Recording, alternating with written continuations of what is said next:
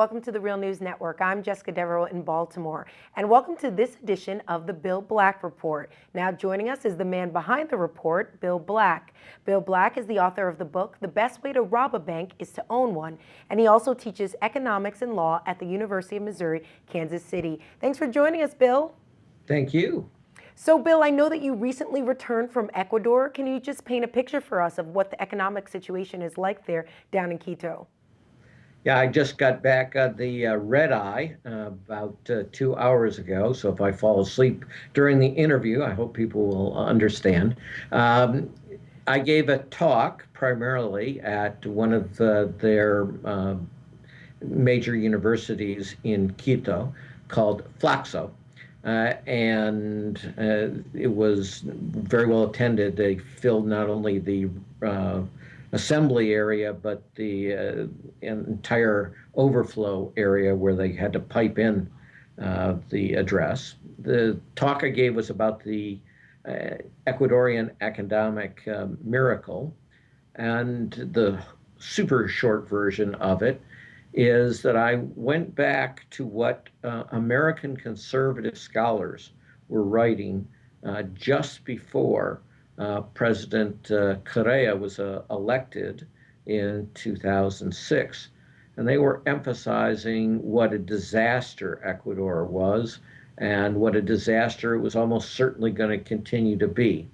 That it had no stable government, that its elites, remember this is American conservative writing this, that its business elites had no real attachment to democracy, that they worked with the military behind the scenes to remove unconstitutionally elected governments, that the debt of Ecuador was crushing, and that there really everything that one could predict was that it was likely to get worse, not better.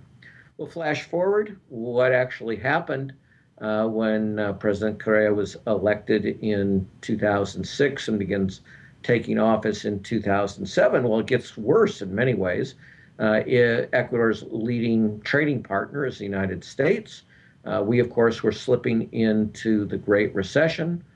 Oil prices do surge, which is very good for Ecuador because it's a major oil producer, but then they collapse in the latter half of 2008 as well. And despite all these things, Ecuador produces, I emphasize, the trifecta of results. Unemployment is down very substantially from when he took office. Poverty is down very substantially. And income inequality, which is surging in most of the world, has fallen sharply in Ecuador as well.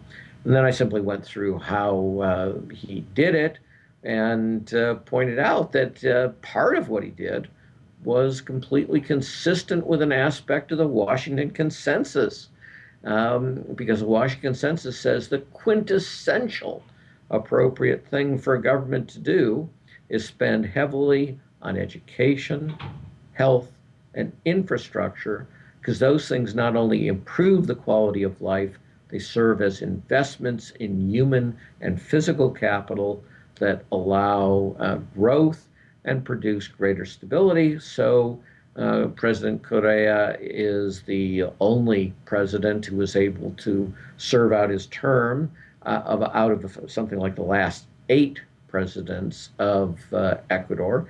He's been reelected again. And I ended by saying, and while I'm sure that President Correa and his ruling party were not too happy about this, they'd also met the real test of democracy. And the real test of democracy is, can the opposition win? And they have in a series of important municipal elections in Ecuador. And when they win, do they win? In other words, are they actually able to take office through a peaceful transition of power? And the answer is yes in both of those things. So the proof is in the pudding.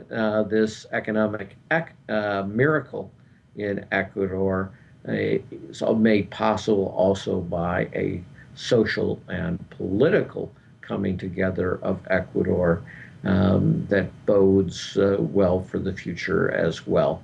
And that the folks of Ecuador should really be proud of what they've accomplished and look forward to the future with some idea that they could actually control their own fates to a greater extent instead of having to depend on whatever happens in America. All right, Bill Black, thank you so much for joining us. Thank you. And thank you for joining us on the Real News Network.